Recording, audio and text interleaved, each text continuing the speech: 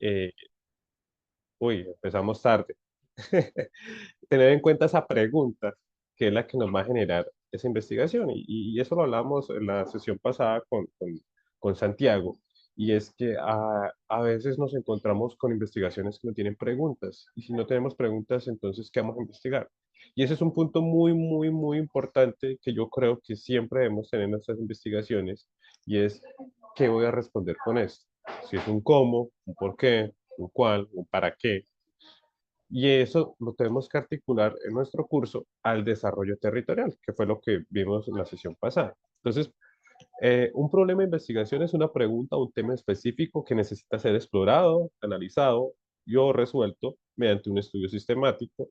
En el contexto del desarrollo territorial, un problema de investigación se enfoca en aspectos relacionados como mejorar el desarrollo económico, social o ambiental de una región o una comunidad específica.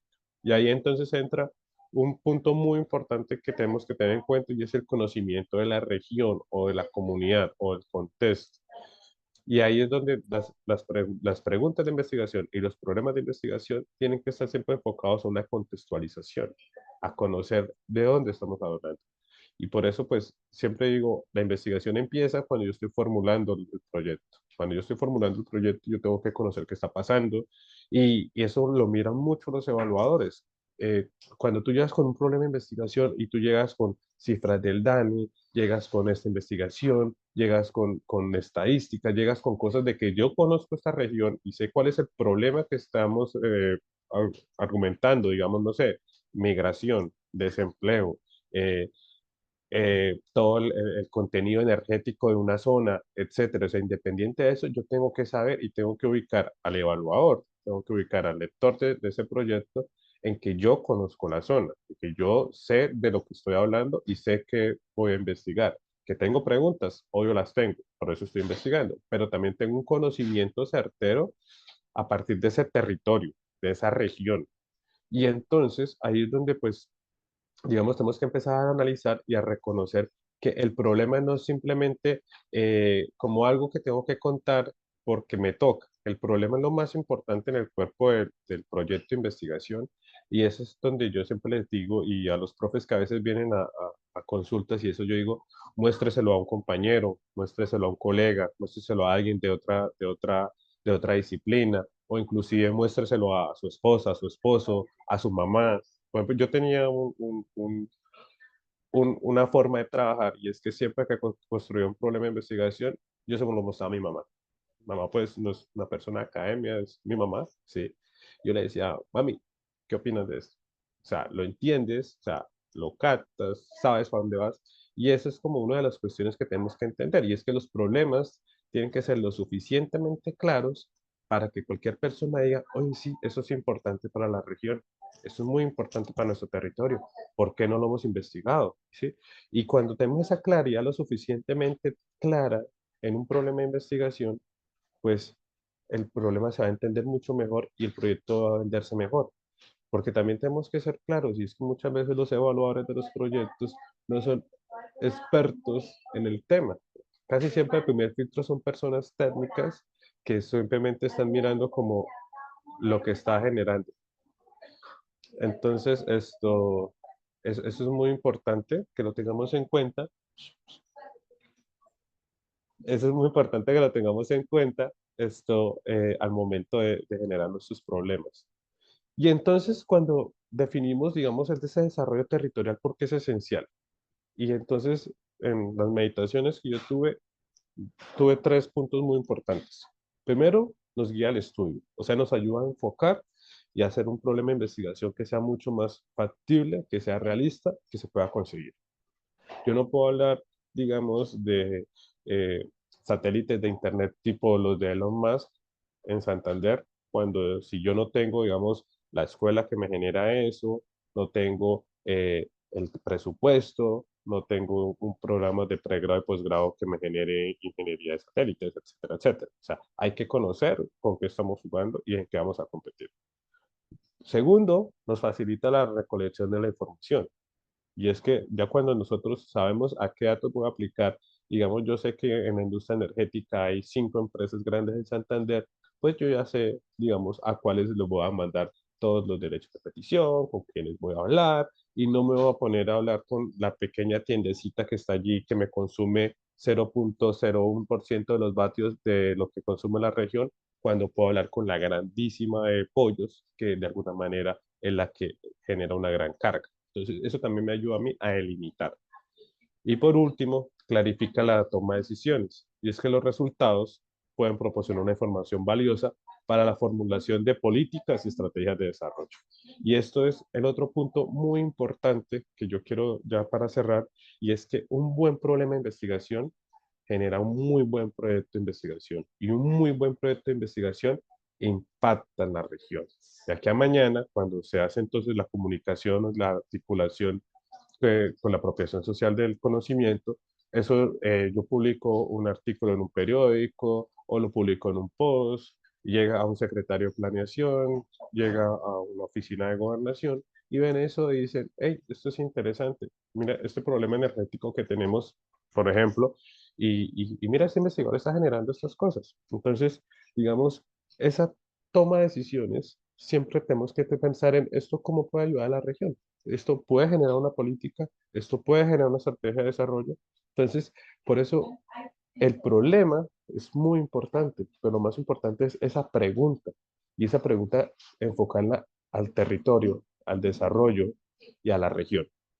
Entonces, con ese pues pueblo de pájaro pues quería dar como unos lineamientos básicos. Yo sé que pues Germán y André son mucho más expertos, han trabajado muchas cosas y nos prometen una charla, la verdad, encantadora.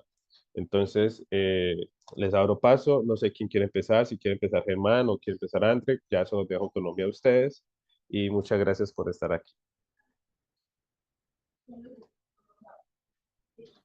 Hola, buenos días, ¿cómo están? Saludos, bienvenidos.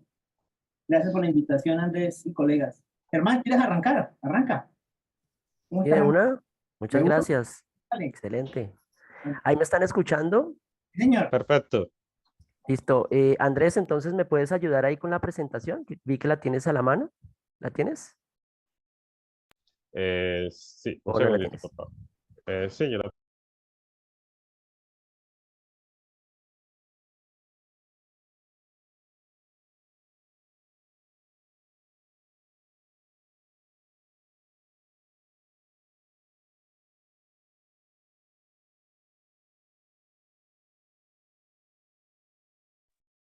Bueno, mientras Andrés nos va ayudando ahí con la presentación, pues voy a darles un saludo muy especial para todas, para todos. Espero que se encuentren muy bien. Quiero antes de comenzar, bueno, pedir una pequeña disculpa. Ando con la voz un poco frágil, pero aquí haciendo todo el esfuerzo por la reflexión a la que nos habíamos comprometido. Entonces, pues muy feliz de participar en este espacio. Un agradecimiento pues a la Oficina de Asuntos Profesorales, también a la Dirección de Investigaciones, que quienes nos han venido convocando durante eh, algunos meses, no solamente para este espacio, sino también para otros espacios en los que pues pareciera que la investigación resulta pues una cuestión muy transversal, ¿no? Como para pensarnos cosas y no necesariamente para pensarnos cosas como profesoras o profesores que investigamos, ¿cierto? Ahora con la denominación que cada quien tiene formalmente establecida, ¿no? Entonces hay algunos que son investigadores, hay otros que son con énfasis, hay otros profes que son más dedicados a la docencia, pero independientemente de eso, creo que hay algo y por ahí voy a concentrar un poco mi mirada y es el tema de la investigación también como un propósito absolutamente cotidiano, ¿sí? Quienes de pronto están en ejercicios de trabajo comunitario, en donde se habla de la apropiación social del conocimiento, donde se habla de la innovación social, donde se habla de la transformación, pues empezamos a entender también que la investigación, el diálogo de saberes que hace parte un poco de ese ejercicio, pues está atravesado por preguntas. Y esas preguntas que si bien pues pueden ser cuota diferencial de lo que significa un gran proyecto, ¿no? Un proyecto de estas talantes que tiene la UNAV, proyectos gruesos, ¿no? Con equipos interdisciplinarios a largo aliento. También pueden ser para ejercicios de aula, para ejercicios absolutamente formativos con una didáctica, es decir, que la reflexión que vamos a hacer aquí, por eso digamos, el aplauso también que yo le puedo dar a este espacio, es que independientemente del perfil de investigación que tengamos, pues como profesoras y profesores siempre tenemos preguntas. Y las preguntas son las que desencadenan cosas, ¿no? Las que habilitan cosas y las que van permitiendo y posibilitando pues una agenda de trabajo. Entonces, creo que eso para empezar es muy importante. Para quienes de pronto no me conocen, bueno, yo soy investigador del programa de psicología, soy profesor titular del programa de psicología, soy investigador, actualmente estoy participando con dos proyectos de investigación muy interesantes. Seguramente hoy no tendríamos como el espacio formal para contarles detalles, habrá otros espacios para contarles seguramente, pero sí voy a como asumirme como desde ese rol que tengo en los dos proyectos, un poco también para generar algunas de las conversas que tengo preparadas pues para ustedes. Un primer proyecto que es en el marco de regalías, que es el proyecto Comunidad Conciencia, que estamos trabajando desde la UNAP, muy interesante, también que tiene una línea interinstitucional y absolutamente comunitaria. eh, Ese es uno que estamos desarrollando y que termina este año. Y hay uno segundo que comenzamos este año y que pertenece a la línea más de MinCiencias, que tiene que ver con algo muy interesante a propósito del conflicto, a propósito del posconflicto, a propósito de la paz, a propósito de la paz total, a propósito de una cantidad de categorías que aparecen en el territorio colombiano, pues una reflexión muy importante que estamos haciendo alrededor de la reparación simbólica con una línea territorial importante, ¿cierto? Entonces, aquí nos estamos moviendo por algunas de las zonas o de los territorios que abiertamente pues han sido parte activa del conflicto histórico y pues eso nos viene generando y provocando unas preguntas muy interesantes respecto al territorio y respecto al desarrollo que en esos territorios que han estado enmarcados en el conflicto pues aparece. Entonces, esos son como los dos preámbulos que yo quiero hacer, como para que también entiendan mi cuento, y bien lo decía Andrés, el propósito de este ejercicio, si bien pueden haber orillas múltiples y muy distantes, creo que lo interesante es que hacemos parte de de una línea de reflexión, en este caso institucional, pero es yo diría que es como una gran intención, como de promover también el diálogo abierto, que es para mí, pues uno de los componentes fundamentales de la investigación social. ¿Sí? O sea, investigación social sin diálogo abierto es otra cosa muy distinta. Yo creo, yo asumo también como investigador unos valores, los he venido gestando desde hace muchos años y creo que pues uno de mis aportes que hoy puedo darles respecto a la pregunta, respecto a cómo organizamos el método, respecto a cómo podríamos imaginarnos el soporte conceptual, teórico, epistémico. Eh, Además de eso, pues todo lo que significa esa transversalización de lo territorial. Alguna vez a mí me preguntaban hace un par de años, porque yo siempre, por lo menos desde hace unos 12 años para acá, pues he venido trabajando el tema territorial y alguna vez me decían, y créanme que no es una pregunta pues muy rara, ¿no? Es muy común. Pueden hacérmela si quieren. Es como así que un psicólogo está trabajando temas de desarrollo territorial o temas territoriales y pues ahí hay muchas respuestas posibles, ¿no? A propósito de las preguntas también posibles. Y es que uno no puede pensar la acción humana por fuera de unos enlaces territoriales, ¿no? De redes territoriales.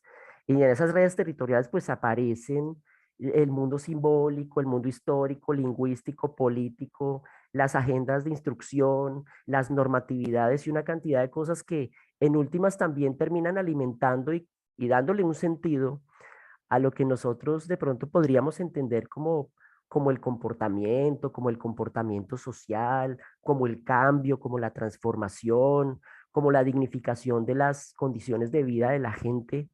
Entonces, eso a mí me parece que como investigador es muy importante y cuando hablábamos con Andrés, y yo le decía, a mí me gustaría hablar de algo que es, para mí es muy importante y también es muy confrontativo, en el buen sentido de la palabra, si uno como investigador o investigadora uno no se interpela, ¿cierto? Uno no se autocritica, pues quiere decir que esa investigación es simplemente una tarea ahí para cumplir.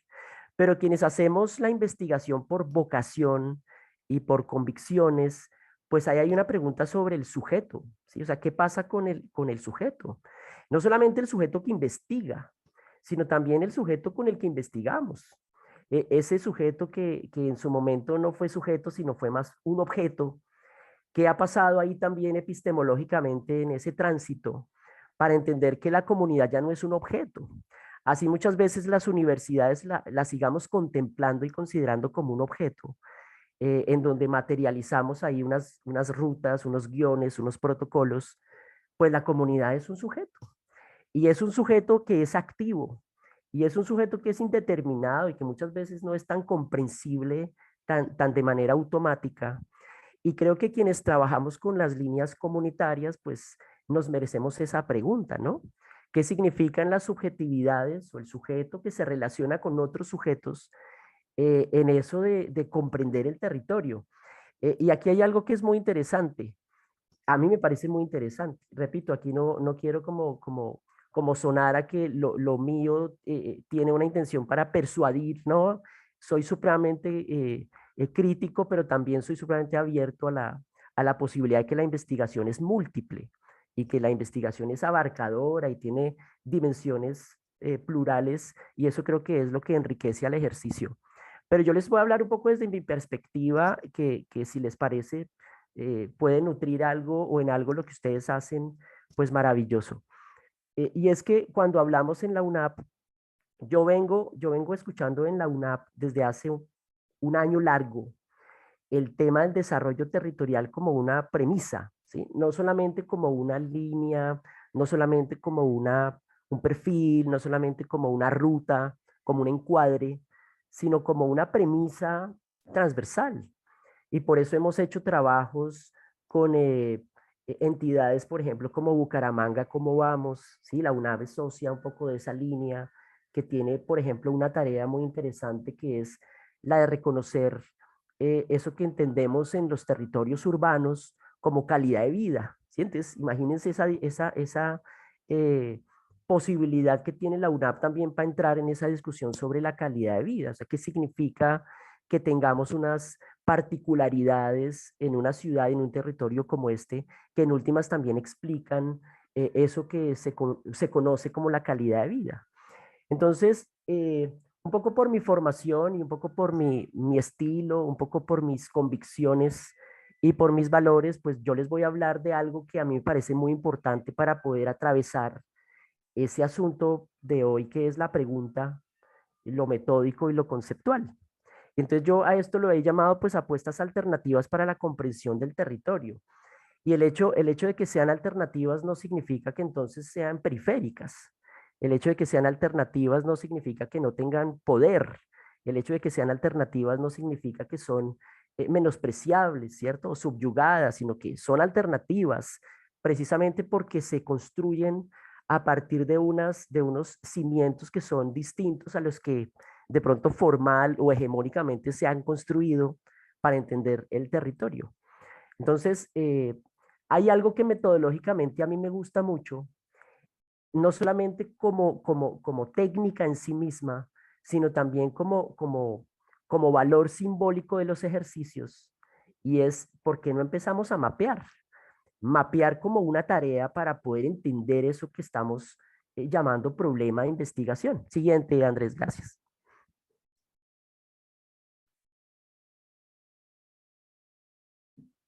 Bien, entonces, creo que no solo la UNAP, sino muchas universidades de la región, y yo diría muchas universidades del país, y yo diría muchas universidades de América Latina, hasta ahí voy a llegar, aunque pues seguramente en otros continentes también pasa, pero en América Latina viene desde hace, yo diría, unos 40 años para acá, ¿sí? De los 90 para acá, 80, mitades de los 80 para acá, pensándose un poco, bueno, ¿y cuál es el papel que tienen las universidades en esto que se llama la transformación territorial? Porque digamos que hay una primera premisa propia de la vida universitaria, y es que en la vida universitaria o en la gesta universitaria se propende por la construcción del conocimiento, ¿cierto? Entonces hay toda una elaboración, hay un mapa, hay unas rutas, hay unas estructuras que más o menos están pensadas para que la gente cuando termine su proceso salga con una formación determinada para poder responder a unas determinadas demandas del contexto. Hay una línea expresamente formativa en ese canon universitario. Sin embargo, de los 80 para acá, ese canon universitario se ha problematizado mucho. Problematizado en el buen sentido. Eh, ¿En qué sentido? Hay muchos sentidos, pero voy a dar uno.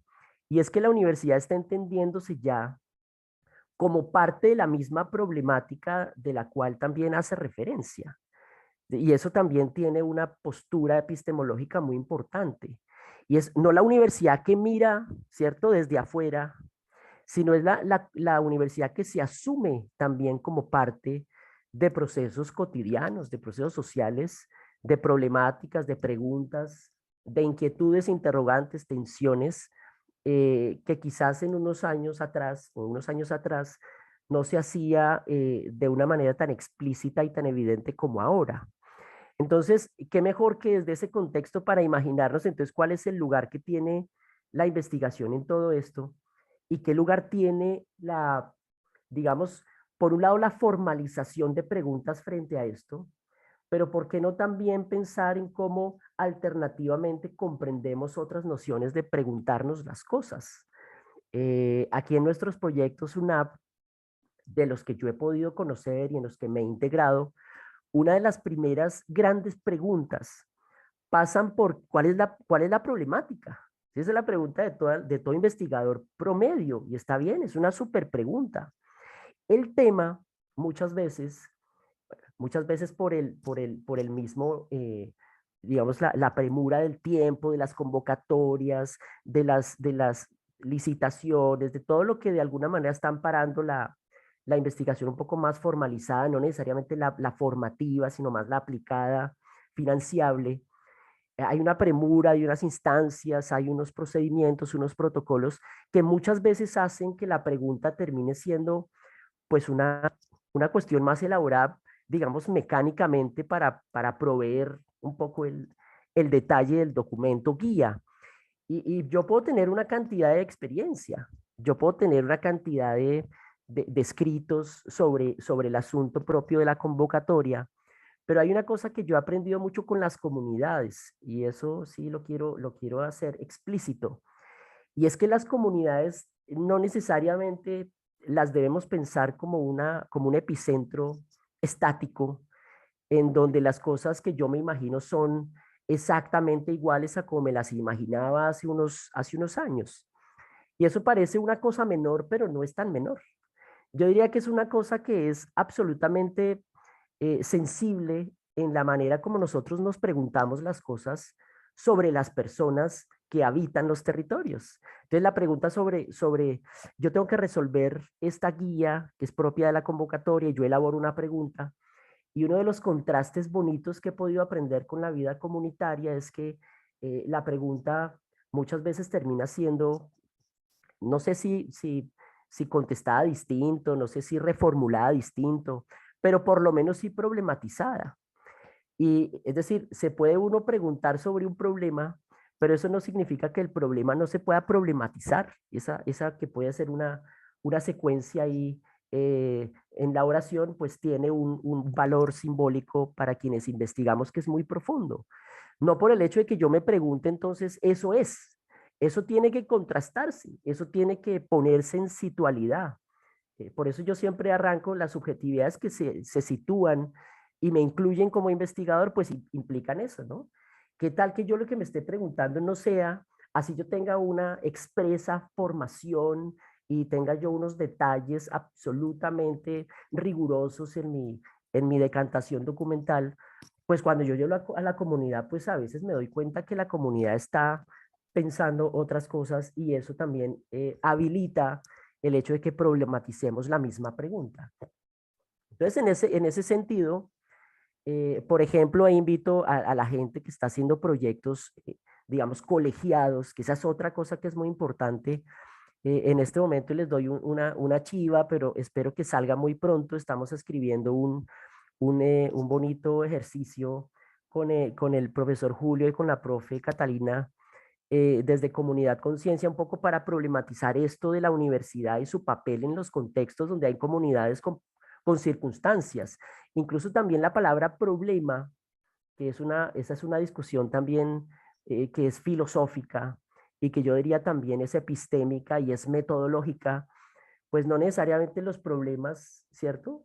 Están hablándonos de cosas o circunstancias que están generando, ¿cierto? Como tensiones implicadas en la comunidad, sino que hay procesos que son supremamente interesantes que yo podría investigar, pero que no necesariamente son tensionantes. Y viene la pregunta, entonces, si eso es un problema, a lo mejor no es un problema, pero la manera como se comprende la investigación formal, pues me exige que yo lo piense como un problema y bueno, ahí hay una pista también para la recreación un poco del estilo escritural que uno le va dando a las tareas para imaginarse si es un problema o no y qué características debería tener un problema para ser formulado. Eso es muy, muy importante. Siguiente, Andrés, por favor.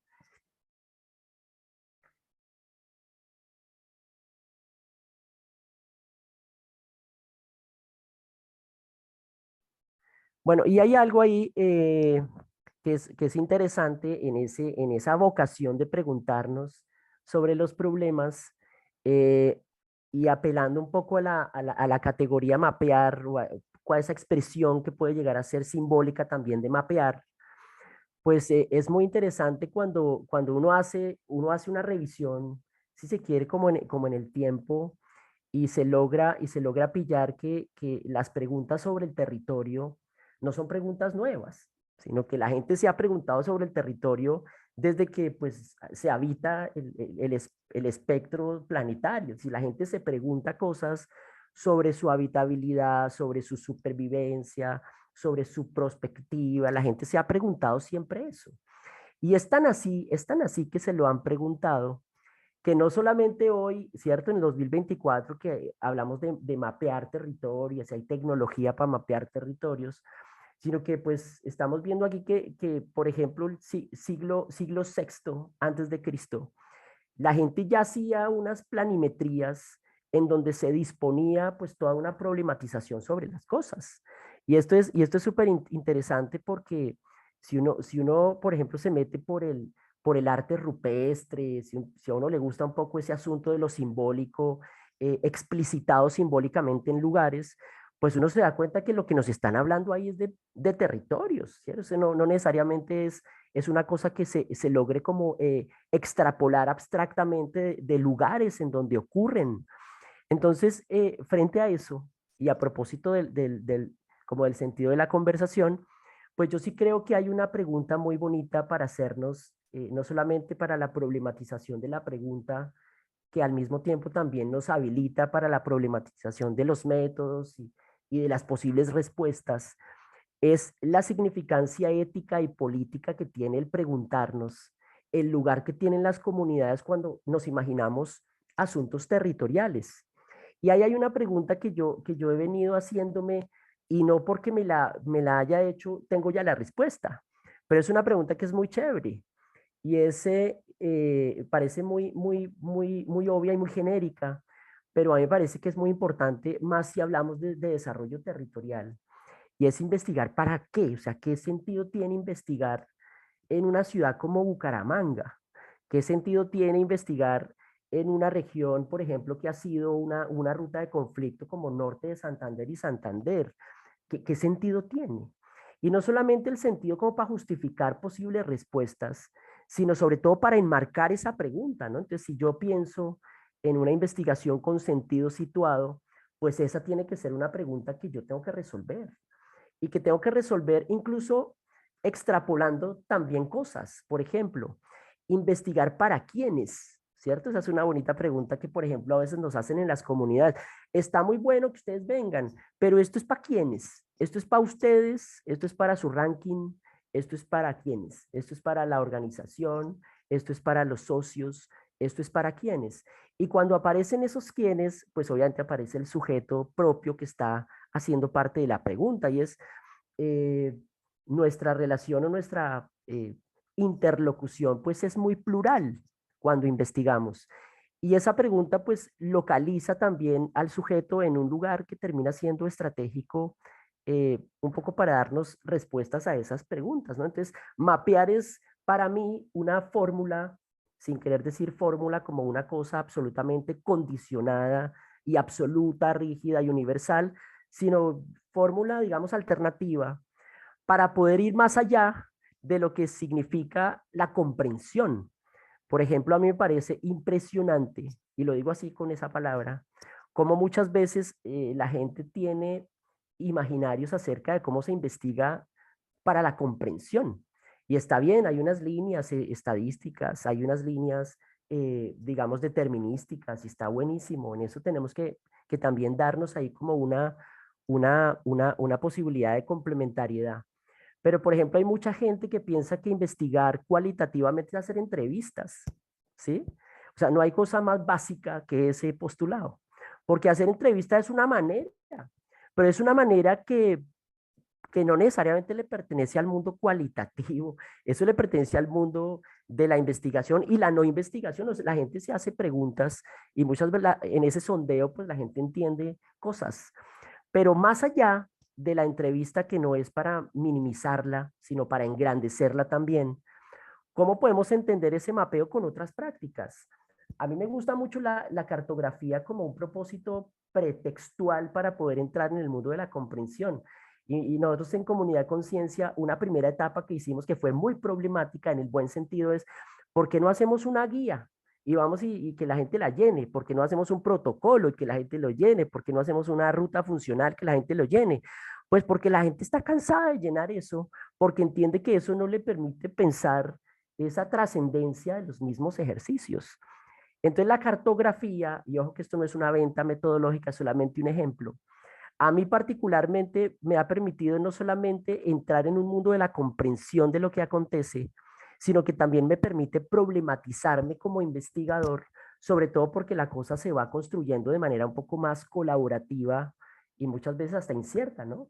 En la línea a veces para comprender lo territorial, pues parte de unas pretensiones y unas consideraciones que yo previamente pues me he venido habilitando desde mi experticia, pero cuando yo las pongo ahí en conexión con la comunidad, pues empiezan los dilemas y eso es muy bonito y por eso yo insisto que esto pertenece también al mundo de lo filosófico. Por eso me parece maravilloso ese espacio que tuvimos hace un par de días, en donde a esto también se le tiene que dar un lugar filosófico. Y lo filosófico no entendiéndolo como una línea de pensamiento, ¿cierto? Desarticulada, sino lo filosófico como epicentro. Nosotras y nosotros en la investigación, independientemente de nuestros programas, también tenemos que hacernos preguntas sobre el sentido. Y si son preguntas sobre el sentido, en última se convierten en preguntas filosóficas. Siguiente, Andrés, gracias. Andrés, me vas diciendo cuánto me falta, por cuánto me falta. 10 minutos más o Listo, menos para darle el perfecto. mismo tiempo a André. Perfecto, listo, gracias. Este es un mapa muy chévere que me encontré ahí un poco en las búsquedas que quiero compartir ahí también para que ustedes no solamente confirmen eso de que la gente pues ha venido mapeando la vida hace mucho tiempo. Este es un mapa que, digamos, lo que permite evidenciar es como las primeras nociones territoriales de lo que se consideró en su momento esa América formal y con unas rutas, ¿no? Y con unos vectores y con unas, si se quiere, también problematizaciones. Una de las grandes preguntas que se hacía en el mundo colonial, si quieren, postcolonial, también se siguen haciendo, es esto territorialmente, ¿para qué me sirve? ¿Cierto? ¿Para qué me sirve comercialmente? ¿Para qué me sirve culturalmente? ¿Para qué me sirve políticamente? Hablar de geopolítica hoy es hablar de cómo entendemos globalmente un poco ese marco territorial en función de unas prácticas que no son únicas, sino que son muy plurales. Entonces, esto es bien interesante, sobre todo cuando hablamos de desarrollo, porque siempre que se ha mapeado el territorio para comprenderse, casi siempre los que investigamos lo hacemos en función de, bueno, comprender, pero hay una cosa que cartográficamente a mí me gusta mucho y es que no es suficiente, digamos como que no es solamente suficiente o quedo satisfecho con la comprensión en sí misma, sino eso para qué me sirve. Por eso la pregunta de para qué investigar. Cuando uno mapea, además de comprender, pues uno también puede ir con la comunidad colectivamente entendiendo posibilidades de, ¿cierto? Como de concesión, posibilidades de concertación, y eso es muy importante también para darle sentido a esa pregunta. Siguiente, Andrés. Gracias.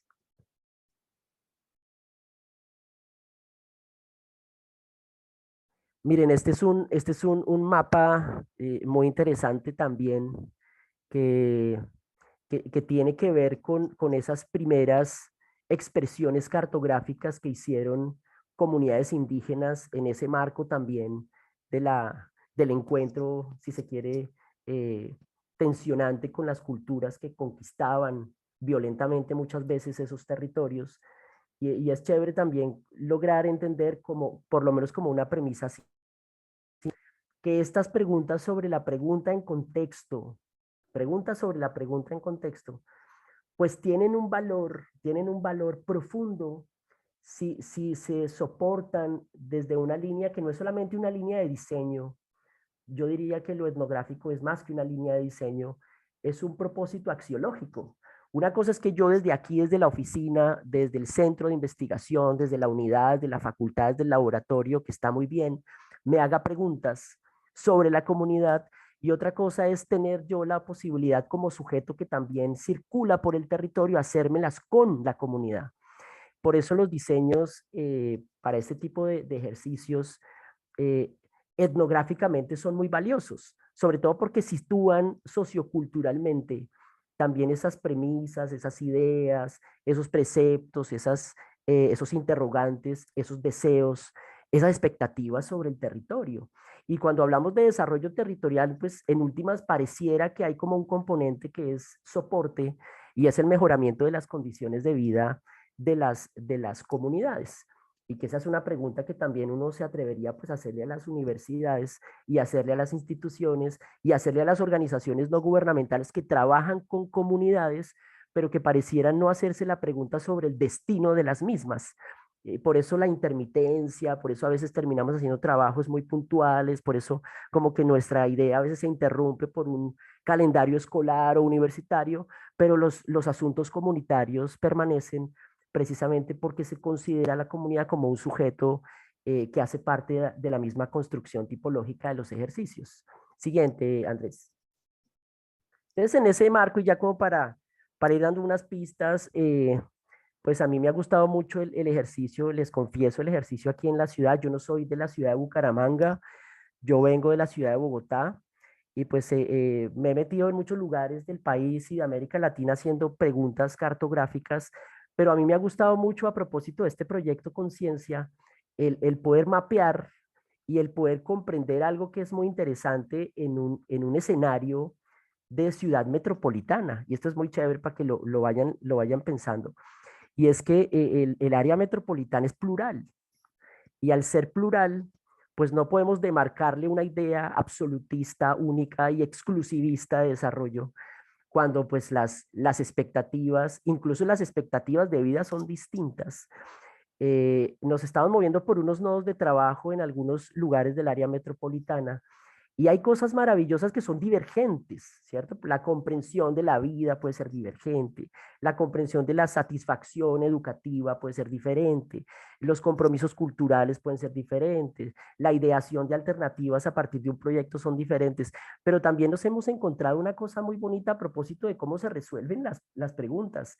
Y es que esto que habla Orlando Falsborda también y Alfonso Torres, un poco a propósito de la lectura ahí que yo compartí, entender la emergencia de la comunidad como un actor que es absolutamente, digamos, proponente, estratégico en el marco del desarrollo territorial es vital y que no es suficiente con abrir el espacio, porque es que espacios se abren. La universidad hoy creo que tiene una maravillosa oportunidad y es entenderse también como sujeto transformador a partir de los territorios que se están transformando y pues qué mejor que entrar ahí en esa línea un poco de digamos como de la problematización in situ, ¿no? La problematización en contexto. Eso creo que es como interesante y como para proveerles a ustedes pistas de cosas muy puntuales y muy técnicas que muchas veces nos exigen los mismos protocolos. La pregunta, el método, la técnica, el alcance, la respuesta y otra serie de cosas más, en este caso, pues van muy atravesadas a lo que significa también incluso esa construcción de confianza que están paradas de una línea ética muy situada en la que nos paramos muchas veces muchos investigadores e investigadoras porque pues nos atraviesa la pregunta, ¿no? Hablar de la comunidad desde la acción deliberativa pues significa hablar de un propósito de desarrollo en clave colectiva y eso no es simplemente una mención filosófica, sino que tiene que ver también un poco de cómo concebimos ese cuerpo comunitario para imaginarnos el desarrollo territorial. Siguiente, Andrés, gracias. Y ahí como para empezar a cerrar, aquí hay solamente unos ejemplos de cosas que yo he venido como conociendo de cerca. eh, Hablar de desarrollo territorial, pues es también hablar de perspectivas, de posturas, de posiciones. Y es chévere, ¿no? Cuando uno empieza a entender, y esta es una cosa que es muy bonita a propósito del desarrollo territorial en clave situada, es que, pues es que este mundo territorial es plural. Y al ser plural tenemos que entender una cantidad de cosas que ocurren explícitamente en el contexto plural. Entonces, Sumaca Suay es desarrollo, ¿sí o no? Sumaca Maya es desarrollo. Así como nosotros le ponemos desarrollo, no sé si ustedes de pronto en el espacio que hubo hace unos meses de Ideas to Reality, una conferencia muy chévere del profesor Carlos Germana a propósito de la salud mental, que abiertamente lo que dice es que la salud mental es una construcción nuestra, pero usted se le acerca ¿cierto? A la comunidad NUCAC, pues la comunidad tiene otra forma de entender la salubridad, el bienestar, la calidad, y por otro lado, pues también el territorio. Entonces creo que ese diálogo que se nos exige un poco situadamente y éticamente, nos tiene que abrir un poco el panorama para pensarnos esa posibilidad de, de no sé si de categorizar o recategorizar distinto eso que entendemos como desarrollo. Bueno, hay un tema de diversidad, hay un tema de autodeterminación, hay un tema de cómo las comunidades emergen a partir de unas claves nuevas, de unas acciones nuevas. En la comunidad yo veo cosas que no veo en la universidad, por ejemplo, muchas veces, o que no veo en una institución muchas veces, y de eso pues no se habla mucho, y ahí también están hablando de desarrollo territorial. Comprender eso, pues ahí está un poco el reto que tenemos como investigadores. Última, Andrés, gracias. Y listo, y ya les dejo esto como para que conversemos luego y si quieren posteriormente a la conferencia podemos conversar, quienes tengan algunas iniciativas, algunos deseos, algunas acciones, con mucho gusto estamos aquí para apoyarles. Y pues en esto también pues cabe una reflexión, si se quiere también epistemológica, de cómo comprendemos el desarrollo territorial, sobre la pregunta o desde la pregunta que hacemos situadamente de cuáles son los problemas y las necesidades. Desde ahí empezamos también a marcar una línea y una postura, si se quiere también política, económica, cultural, histórica, lingüística frente al desarrollo. Entonces yo les doy aquí tres cosas que pueden ser muy útiles para empezar o para continuar esa problematización sobre el asunto, que incluso tienen que ver con marcos conceptuales que a mí han servido mucho para la comprensión. La interculturalidad crítica, entender que los territorios no son uniformes ni son absolutamente hegemónicos en sus maneras, sino que hay una interculturalidad, hay pluralidad, hay distinciones, hay demarcaciones, hay sinergias, contrastaciones, hay complementos, ¿cierto? Hay cosas que constituyen, cosas que son distantes. Eso creo que es muy importante alrededor de una pregunta. El propósito colectivo que tienen las comunidades en función de pensar su desarrollo también es muy importante, que hay en las periferias de las regiones, de los países, de las ciudades, hay una cantidad de acciones que están siendo pensadas desde las comunidades, no desde las universidades, en función de su desarrollo territorial y que valdría la pena empezar a conocer ahí como muy de cerca. Y les sugiero, por ejemplo, leerse cositas sobre Touraine de la acción colectiva, leerse algunas cositas sobre, de pronto puede ser también importante sobre Alfonso Torres de acción colectiva en las líneas un poco más populares, un poco más barriales, más ciudadanas, más de territorio formal. Y obviamente Arturo Escobar para toda la línea del buen vivir, que hay pues una demarcación muy distinta a la demarcación hegemónica tradicional que sobre desarrollo muchas veces pues hemos venido conociendo en las universidades. Entonces creo que con eso podemos ahí cerrar, Andrés, para escuchar a nuestro querido profe y cualquier cosa pues yo estoy aquí para las reflexiones finales. Muchas gracias para todas y para todos. Ha sido un placer como siempre encontrarme con ustedes. Muchas gracias. Listo, muchas gracias, Germán. Esto, muy interesante tu presentación. Me acordé mucho del libro de Juan Gabriel Vázquez, el de Viajes con un mapa en blanco. Eh, yo cuando estaba haciendo mi tesis de maestría, lo empleé mucho, o sea, me ayudó muchísimo porque eh, recoge todo lo que tú dices, sobre todo el prólogo. Son como 10 páginas que a veces uno como investigador le ayudan demasiado. Escribir es un proceso confesional, hacer un proyecto es un proceso confesional y a veces no es escribir, a veces no, el proyecto no es para quién, pero a veces ese para quién es para mí mismo. Entonces es muy, muy importante. Creo que el profesor Andrick ya puedes compartir, sí, ya, listo, listo, ahí estamos. Bueno, Eh, Profe, te escuchamos. gracias. ¿Me escuchan bien? Bienvenido. Perfecto. Perfecto. Bueno, pues muchas gracias a Germán. Muy, muy interesante. Yo creo que van a haber muchas cosas que vamos a poder conectar. Y bueno, para que dialoguemos luego entonces al cierre de la sesión. Bueno, agradecer la invitación. Agradecer la invitación. A mí me parece que es importante que como universidad tengamos espacios para dialogar y conocer un poco las posiciones desde donde planteamos la investigación y qué bueno. Bueno, voy a tratar de arrancar.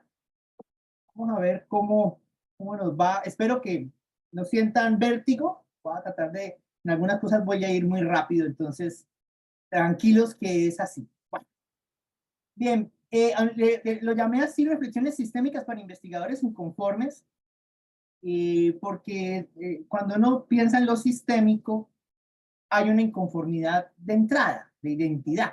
Está inconforme con la manera tradicional con que se hacen las cosas, está inconforme con el funcionamiento del mundo.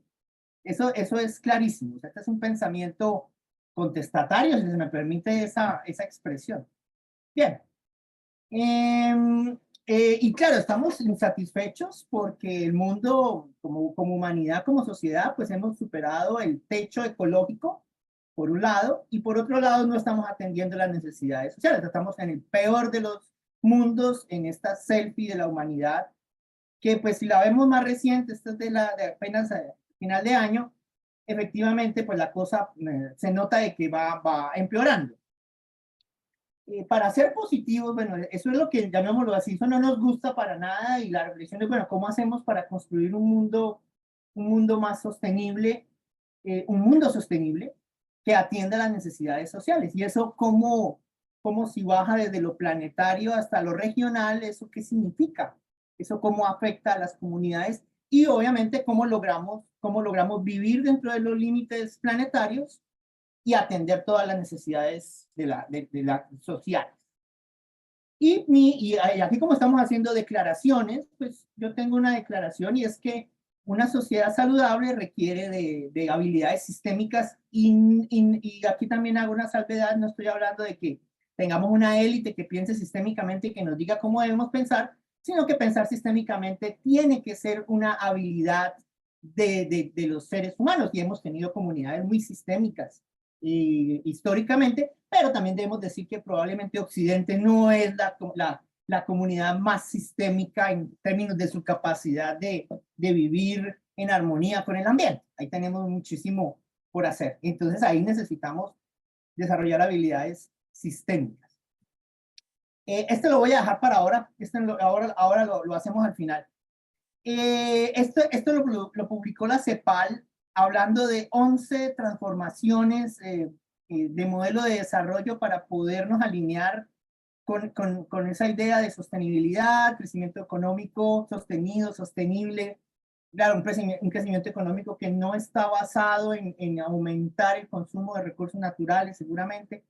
El tema de la desigualdad, que se ha hablado muchísimo como tema clave de cerrar, y nosotros somos, llamémoslo así, campeones en desigualdad. Entonces eso también nos debe ayudar también a pensar cómo empezamos a resolver ese tema de la desigualdad, y obviamente de una manera sistémica, ¿no? Migración, educación, transformación digital, igualdad de género, sostenibilidad. Bueno, aquí están esas transformaciones que obviamente como hoja de ruta de lo que nos pedía Andrés, pues son muy importantes, buscando esa sociedad sostenible que atiende las necesidades de la gente. Y eso nos lleva a uno de esos condicionantes. Para mí es un condicionante muy importante. Este término lo trajeron los japoneses muy recientemente, no es tan viejo. Para algunos de ustedes, de pronto hasta hoy lo van a escuchar, otros ya lo manejamos, ya lo manejan, que es la sociedad 5.0. La sociedad 5.0 es una sociedad que ha resuelto los problemas ambientales y los problemas sociales a través de la integración estrecha entre los sistemas físicos y el mundo de la información. Eso se le llaman los sistemas ciberfísicos.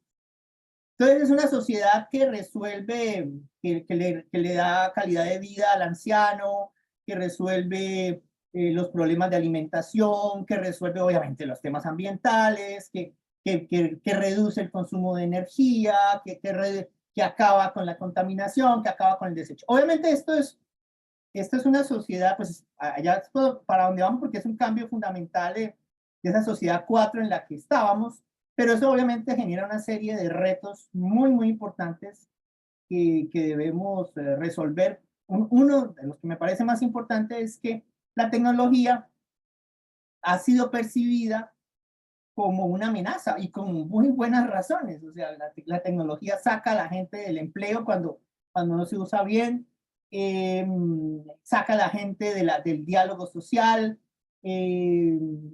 ajena a la gente. Curiosamente, en un mundo donde estamos muy interconectados, cada vez estamos más solos. Entonces, ¿cómo lograr desde la ciencia, desde la ingeniería, cómo lograr poner de nuevo al ser humano como centro de la sociedad y empoderarlo con tecnología? Que crezca, que se desarrolle en un ambiente sostenible, que resuelva los problemas sociales, que se comunique, que viva mejor. Obviamente que esto tiene unas implicaciones muy, muy grandes alrededor de lo filosófico y de para qué tipo de sociedad la que tenemos que construir en el contexto de eso que llamamos sostenibilidad. Bueno, aquí voy a pasar rápido. Obviamente aquí reafirmo entonces que lo que hay que construir es una investigación, una ingeniería que ponga el conocimiento y la tecnología al servicio de las comunidades. Si se me permite ir conectándome con Germán, una ciencia y una ingeniería más social, muchísimo más social. Eso supone una serie de cambios de formación, y de formación del investigador, de formación del ingeniero, y me atrevo a decir de formación de los profesionales. Tenemos que entender mejor los sistemas. Cuando yo hablo de entender fundamentos de ingeniería de sistemas, no estoy hablando del pregrado en ingeniería de sistemas, sino estoy hablando de la transdisciplinariedad. Y cuando queremos abordar un fenómeno complejo, pues tenemos que todos tener esas habilidades transdisciplinarias para poder entender y no solamente entender al otro o entender otra disciplina, sino cuando digo también esa empatía es, como hablaba Germán ahora, de cómo dialogo con la comunidad y que sea la comunidad la que entienda el problema y la que diseñe la solución. Y yo entro como a acompañar como investigador o como ingeniero, entro a acompañar a la comunidad, porque ella es la dueña del proceso. No es mi pregunta de investigación, es la pregunta de la comunidad. Entonces, eso, obviamente, se necesitan una serie de habilidades diferentes cuando uno va con esa intención. Obviamente, el pensar sistémicamente, la inteligencia artificial, y bueno, y cómo esa discusión de qué hacemos con la ingeniería e inteligencia artificial y cómo la ayudamos para humanizar más, para recoger más las preocupaciones, los modelos mentales, y para también estudiar los problemas y desde ese reconocer los problemas empezar a plantear soluciones, entendiéndolas, comprendiéndolas, mejorando sostenibilidad, mejorando la gestión de la complejidad, aportando la transformación y agilidad digital, y por supuesto la colaboración interdisciplinaria. Bueno, esto hay varios referentes, como les decía, uno de la Sociedad 5.0, otro el de la visión de la ingeniería de sistemas, que nuevamente no me estoy refiriendo a un pregrado, sino me estoy refiriendo a la práctica sistémica transdisciplinaria, si quieren que usemos un nombre, y eso obviamente es un problema de todos, o sea, desde lo que estoy planteando, la práctica de sistemas transdisciplinaria nos concierne a todos, investigadores y ciudadanos, porque desde ahí es donde se está construyendo esa transdisciplinariedad, está construyendo la transformación. Y obviamente buscamos brindarle valor a esas comunidades a través de ese cambio gerenciado, de ese cambio pacífico, si se me permite esa expresión, y ese cambio que es liderado por las comunidades. Entonces, esto es empoderar a las comunidades para que logren lo que quieren ser en cuanto a la sostenibilidad con todo lo que eso implica. Hay una serie de temas claves ahí, el que desde esa transdisciplinariedad, esa acción transdisciplinaria ordenada, metódica, sistémica, pues vamos, la idea es que se enfrenten esos mayores desafíos sociales, que estemos cada vez ofreciendo más valor a en términos de la ciencia y la tecnología, aportándole al bienestar de la comunidad. El tema de, obviamente, dominar y enfrentar la complejidad, enfrentar la incertidumbre, una ingeniería, en este caso acción de ingeniería basada en modelos, es decir, para poder comprender esa complejidad tenemos que tener a mano un conjunto de herramientas, de modelos sistémicos, de arquetipos sistémicos, para poder entender esa complejidad y usarlos como instrumentos de mediación con las comunidades.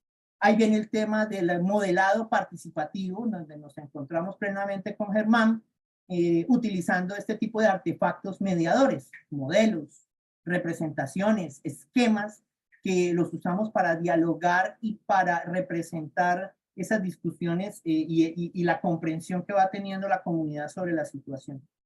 Y obviamente eso tiene unas implicaciones alrededor de la comprensión de la acción, esa acción de ingeniería sistémica y en cuanto a las competencias transversales. Es decir, esto tiene unas implicaciones sobre lo que debemos estudiar de manera interdisciplinaria para poder hacer posible esa transición a la sostenibilidad.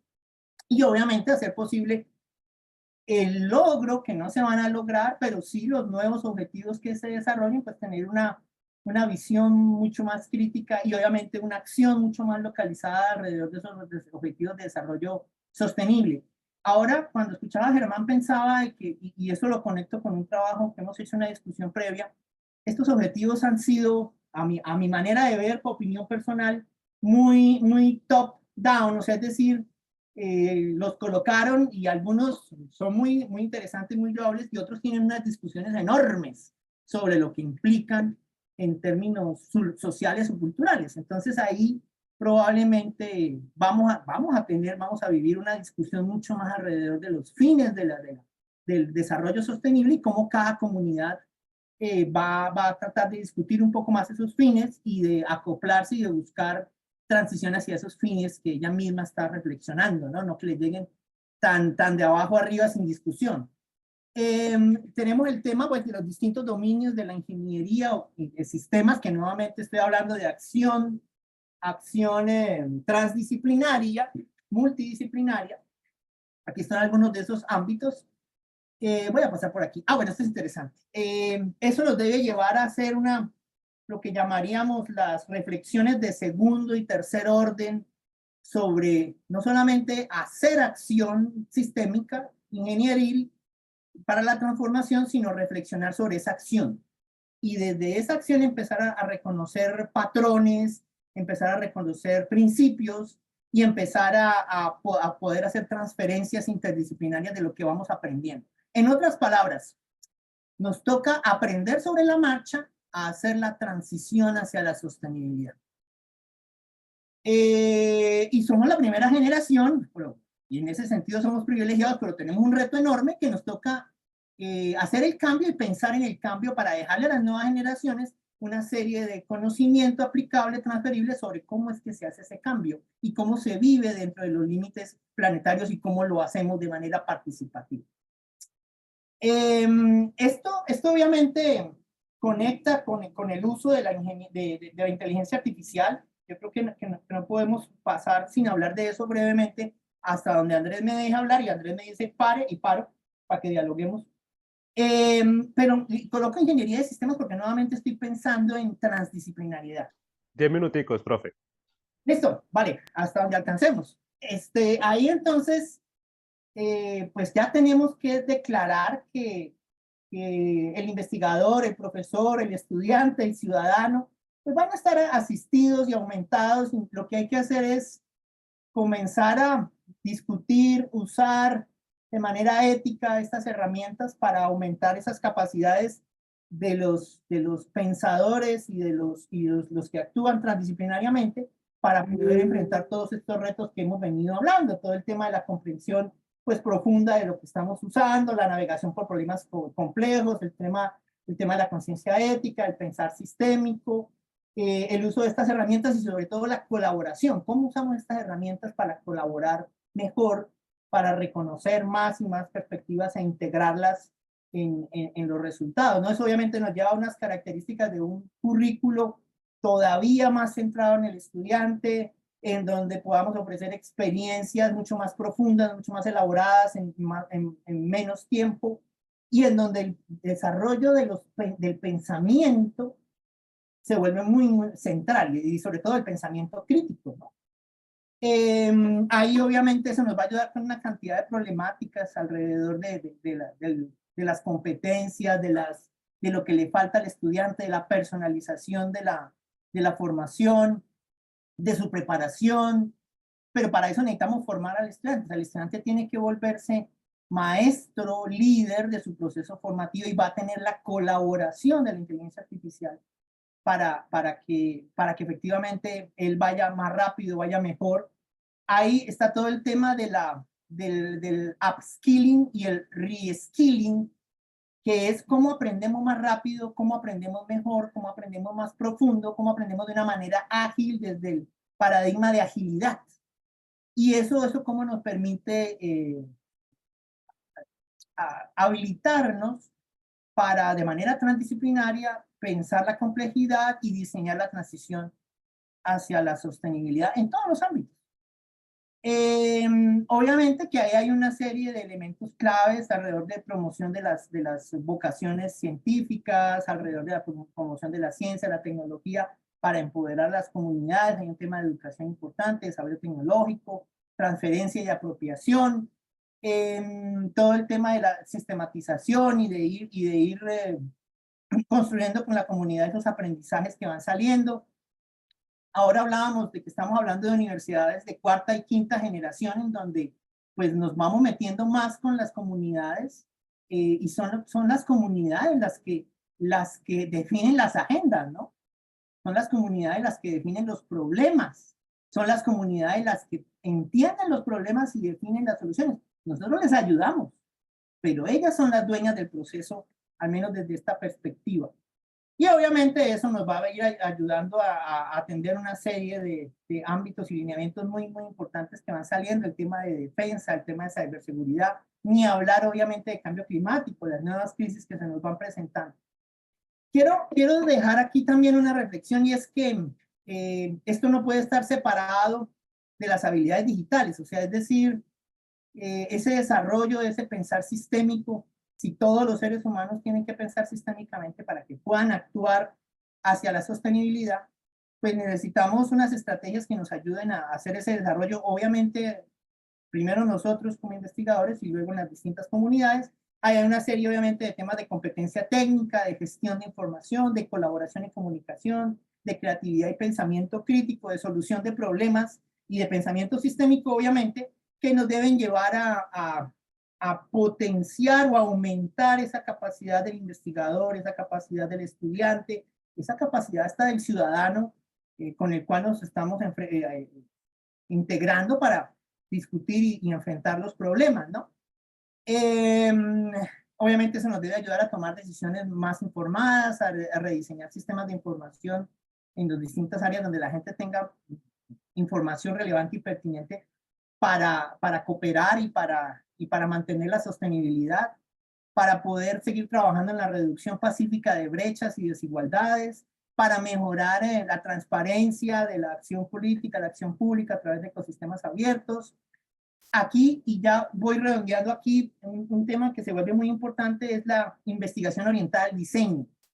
En investigación orientada al diseño nosotros tenemos artefactos, modelos, mapas mentales, objetos con los cuales nosotros nos vamos a definir, o sea, a dialogar con las comunidades, a decidir con las comunidades los requerimientos, a diseñar con las comunidades y a generar reflexiones, aprendizajes y acciones con las comunidades a través de esa mediación con esos objetos. Los objetos pueden ser modelos de simulación, pueden ser modelos conceptuales, pero es muy interesante reconocer este framework que pues obviamente tiene su paralelo, su integración con la investigación tradicional.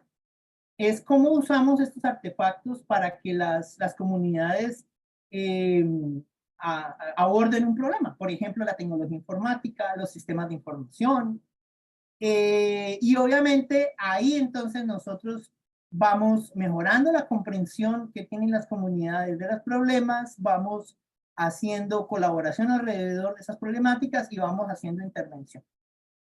Obviamente que eso tiene sus distintos dominios de aplicación. Aquí hay un poco la metodología de entender el problema, estamos completamente de acuerdo, definir una serie de requerimientos, diseñar ese artefacto, generar un diálogo, una participación alrededor de la definición de requerimiento, la definición del problema, porque es con la comunidad con la que se hace eso, y luego obviamente el uso y demostración del artefacto y la evaluación del artefacto de manera participativa también.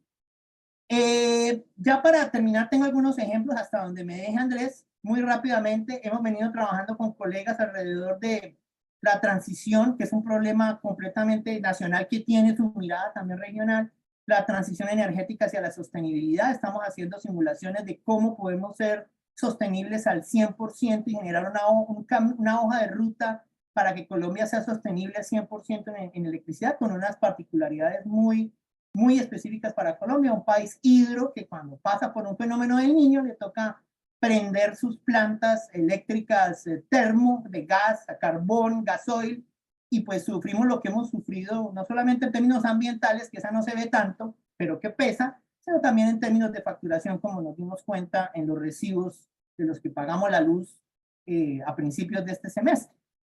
Y obviamente los efectos que tiene eso en capacidad total, cómo vamos a irnos con solar, con eólica, con baterías, cuál va a ser el rol que va a tener la hidro, porque hidro no va a poder seguir creciendo, va a potenciarse, pero va a ser otra forma de baterías del sistema para generar con renovables en el día y en la noche usar hidro y usar las baterías para proveer energía sostenible.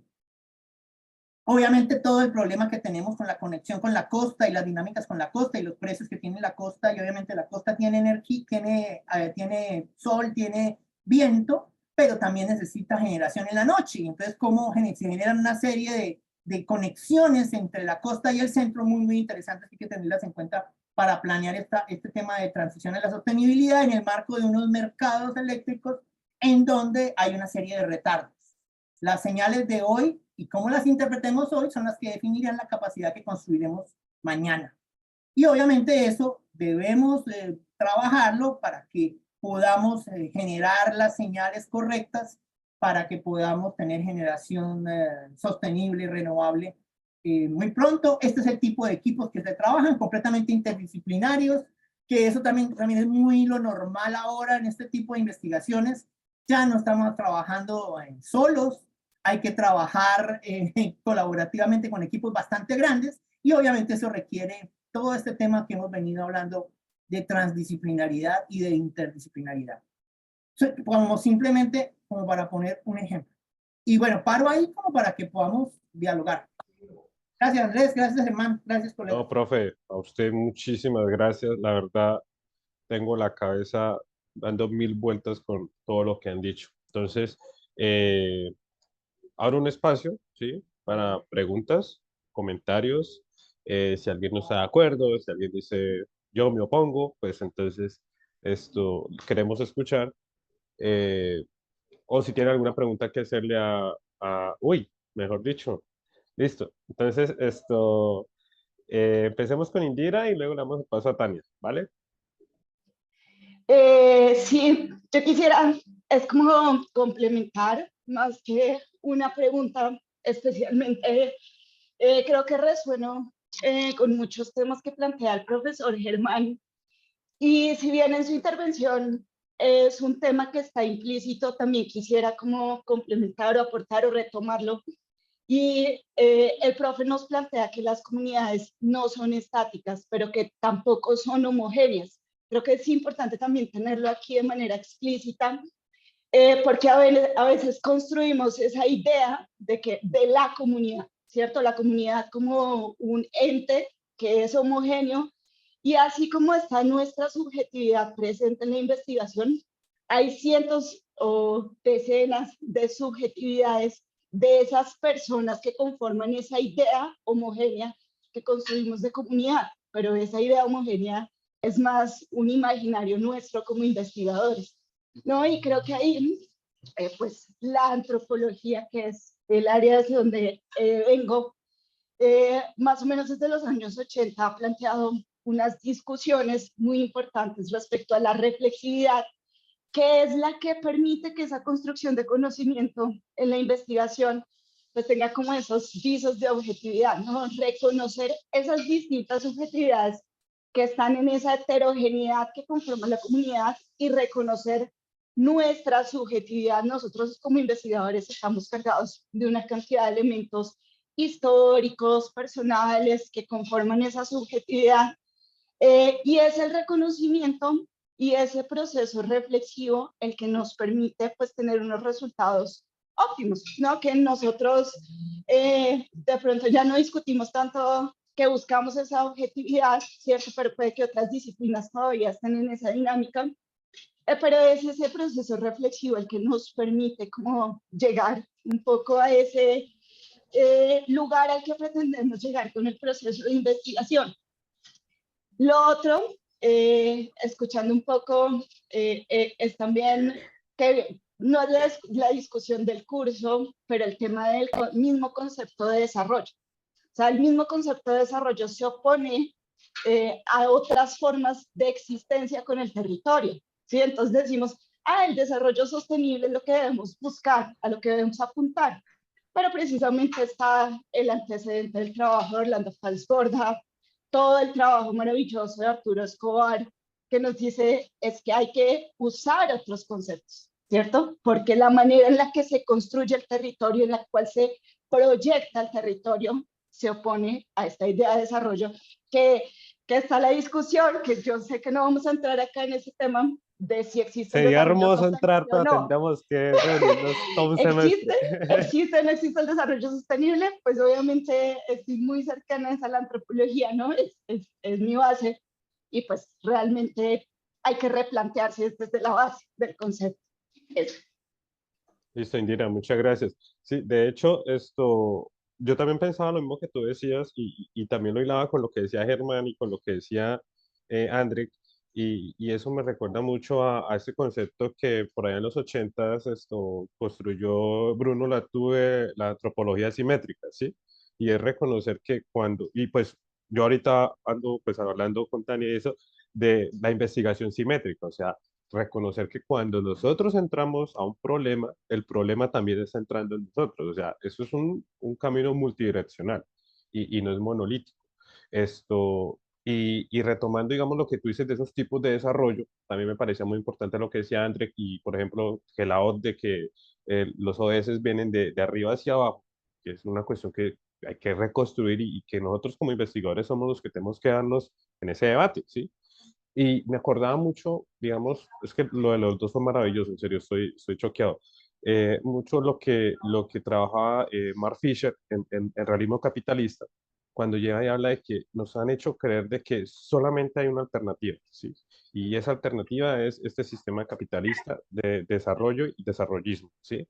Que no hay más alternativas y que es impensable investigar otras alternativas. Entonces, y el tipo en su libro, trabajando ficción y trabajando todo, empieza a mostrar que hay otras formas de pensar ese realismo, pero que tienen que investigarse primero, ¿sí? Y hay que dar eso. Bueno, le damos la palabra a Tania y si hay otra persona que quiera también intervenir, pues porfa, levante la manita. Bueno, gracias Andrés. Yo me voy más por una línea emocional. Yo no sé si los que están aquí les pasó o es más una cosa de sensibilidad mía, pero la conversación que acaba de ocurrir entre Germán y el profe Jorge sin conversar explícitamente, eh, creo que es una demostración eh, como fehaciente de que la transdisciplinariedad existe. Yo no sé si ustedes se conocían antes, eh, pero pareciera que hubieran, o sea, yo le decía a Andrés, qué increíble que ustedes pudieran trabajar juntos en algún momento y problematizar lo que significa lo transdisciplinar en la universidad, porque además es una discusión que está empezando a aparecer y que yo siento que, por ejemplo, el pensamiento sistémico, y pues porque sé que Germán también viene de esa escuela, converge muy bien en esta conversación, ¿no? Y en problematizar incluso también lo que significa hacer ciencia en estos tiempos un poco tan convulsos. Entonces, a mí me deja una sensación demasiado satisfactoria que esto esté pasando hoy en la universidad y que esté pasando en este instante de la historia. Creo que con Andrés en algún momento hablábamos de aprender a leer los tiempos en los que estamos y muchos investigadores y muchas investigadoras de la universidad creo que están en la misma línea, pero no hemos podido como encontrarnos, ¿no? Que a veces pareciera uno que la ingeniería está muy lejos de la psicología y resulta que tienen un montón de conexiones tan importantes y tan valiosas para el ejercicio de la investigación. Yo estoy absolutamente conmovida porque creo que el esfuerzo que también Andrés y María Alejandra hicieron con este ejercicio que sin querer es muy espontáneo, está dando unos frutos muy interesantes que yo creo que en el futuro van a permitir que la universidad converse, no ya desde lo inter o lo unidisciplinar, sino que empiece a abrirse otros campos que seguramente van a beneficiar no solamente a la universidad, sino a las comunidades a las que les llega este tipo de investigaciones y de conceptos. Sí les dejo la idea de que se planteen quizás en algún momento que puedan conversar con más calma y que puedan un poco como aterrizar todas estas ideas y pensar cómo también las hacemos circular para que la gente pueda, no solo la gente que está aquí, los profesores, sino también los estudiantes que empiecen a ver cómo pueden converger las diferentes disciplinas, ¿no? Y que si uno se prepara en una disciplina no quiere decir necesariamente que tenga que trabajar, estudiar, investigar esa disciplina, sino que empiece a emerger otros campos, pero también otras formas de conocimiento que la profe Indira también ha retratado muy bien. Esa es como mi sensación, no sé si alguien más la comparta, pero en serio estoy muy conmovida. Gracias, Tania, qué bonito. La sincronicidad que llaman. Bueno, ¿alguien más tiene un comentario, una pregunta? Aprovechen en su momento o... ¿Sí? ¿Alguien? Hola. Nosotros, no sé si Claro nosotros. que sí, pero pues, a ver, listo. Entonces, dale, empiecen. Bueno, entonces si quieres, ahí Jorge, yo hago una pequeña reflexión de lo que, bueno, primero fue tu intervención, después con las intervenciones de las compañeras. Perdón, ya la voz está un poco frágil, pero aquí seguimos, aquí seguimos. A mí me da una muy grata impresión escuchar a Jorge. En algún momento habíamos conversado por ahí o nos habíamos encontrado en otro espacio. Y bueno, y para la preparación de este, creo que ahí hay un clic que no es solamente un clic, si se quiere, filosófico, epistemológico, sino creo que también ahí hay un clic emotivo, ¿sí? Es decir, si a esto, ese es otro capítulo que quizás en otro momento podemos también conversar, y ese, cómo se transversaliza también en esta experiencia de la investigación situada territorial, emancipada, si quiere, el asunto emocional, porque si hay algo que se pone en juego permanentemente también son las emociones, y más cuando estamos en un circuito formalizante, ¿no? De la investigación productivista, que muchas veces termina impactando la emocionalidad y no permite la emergencia de otra serie de cosas que pueden llegar a ser mucho más contribuyentes, ¿no? Mucho más constitutivas y benéficas un poco para el mismo proceso. Entonces, escuchando a Jorge, me gusta mucho, primero, esa mirada sistémica, crítica, que le da pues al asunto. Creo que ahí hay cosas que la línea de la teoría general y bueno, la complejidad misma, la complejidad crítica nos puede ayudar para entender un poco lo que significa la vitalidad en este momento histórico, como lo decía Tania. No pueden ser las mismas preguntas que nos hacíamos hace décadas, así todavía se las hagan profesoras y profesores, y no quiere decir que esté mal, pero pues una invitación también a que la pregunta se pueda como volcar un poco a la expectativa situada del asunto, ¿no? Del asunto que hoy nos transversaliza y nos conmueve y nos compromete como investigadoras e investigadores. Hoy pues, el profe Jorge hace una expresión de cosas que están pasando, que son muy evidentes, muy explícitas y de las cuales en algunas pues se hace más caso omiso que en otras. Y ahí hay responsabilidad también de la universidad, no la UNAP, sino la universidad como categoría social. Eh, cuando entramos en una discusión, por ejemplo, frente a la universidad, su crisis, ¿sí? Yo soy de la línea de que la universidad está en crisis y hay que leer esa crisis si quieren también sistémicamente, ¿cierto? Hay que leer esa crisis también complejamente. No es una crisis de, ¿cierto? Que nos permita, digamos, entrar ahí como en una acogida temerosa, sino es una crisis que nos posibilita pensar otras alternativas. Y yo sí creo que la universidad está en crisis, pero es precisamente desde esa crisis que se cuecen este tipo de manifestaciones y de expresiones como para ser un poco más justos y como lo decía también la profe Indira, ¿no? Hay temas de responsabilidad política que están también incorporándose a esta reflexión, porque si las instituciones universitarias siguen siendo parte activa de la ampliación de la brecha y no de la disminución, pues entonces nuestra reflexión tiene que ser una reflexión también ética y política. Entonces, bueno, muchas gracias al profe Jorge, disfruté mucho de su presentación y claro que sí, como la invitación de Tania, ahí nos sentaremos a echar corriente. Un abrazo. Gracias, Germán. André, Bueno, muchas gracias a Germán y muchas gracias a todos los profesores que han intervenido. Yo realmente también estoy muy contento con el ejercicio y con el diálogo. Estamos en crisis, efectivamente, y la crisis no es de hoy, ¿no? Esto que estamos diciendo perfectamente tiene más de 50 años las ideas de lo que, de la gran parte de las ideas de las que estamos hablando aquí, tiene más de 50 años. Y hasta ahora estamos como asumiendo la responsabilidad de, por ejemplo, empoderar a las comunidades, un pensar sistémico, un pensar ecológico, un pensar hacia la sostenibilidad, pues perdimos 50 años. Perdimos 50 años de más o menos, al menos en esto. Entonces, a mí me parece que efectivamente hay un llamado, y yo creo que eso debe ser muy, debe hacerse con mucho entusiasmo, pero también con mucha emoción, creo yo, para empezar a ofrecer otro tipo de preguntas, para sentarnos a construir la pregunta con la comunidad y a sentarnos con la comunidad a entender el problema y a resolverlo.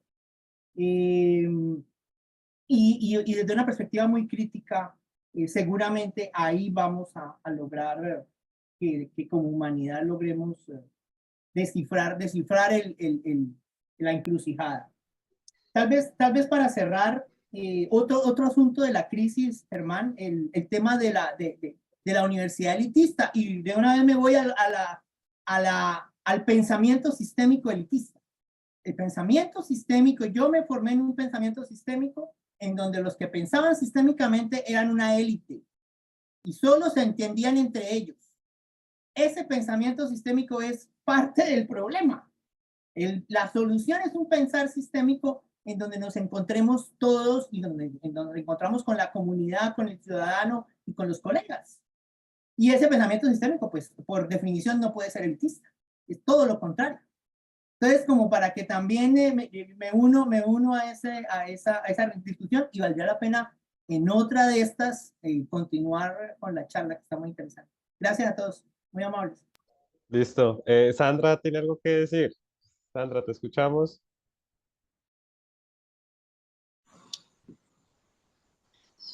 Buenos días, día soleado afortunadamente. Germán, Aldrich, muchísimas gracias, muy amables por la exposición, por las palabras. Me uno a un referente que mencionó Germán, y es que no son pocos los profesores o los académicos interesados en hacer abordajes territoriales desde la academia. Y creo que ahí existe un referente de relación entre las diferentes disciplinas. Nosotros, no hablo particularmente de la UNAP, lo hablo de forma general, nosotros solemos ser trabajar de forma muy independiente, ¿sí? Y cuando escuchaba a Germán acerca de sus investigaciones y sus deseos de seguir investigando en determinados temas, yo digo, pero si eso también lo he querido hacer yo con mis estudiantes, ¿por qué no buscar que podamos unir esfuerzos y que el trabajo de Germán y el trabajo mío sea conocido, ¿sí? Y que así ocurra en otros programas y con otros profesores. Creo que eso hace falta fortalecerlo al interior de la UNAP, ¿sí? Que trabajemos más unidos independientemente a la disciplina a la que pertenezcamos. Muchas gracias, Andrés. No, a ti por siempre estar ahí presente en todo. Profe Carlos, cuéntanos.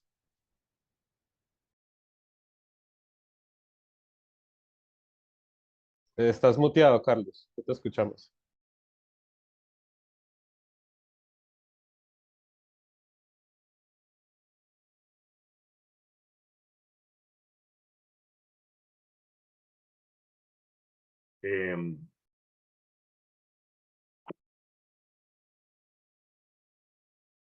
Ahora sí me lo pueden oír. Sí, ahora sí.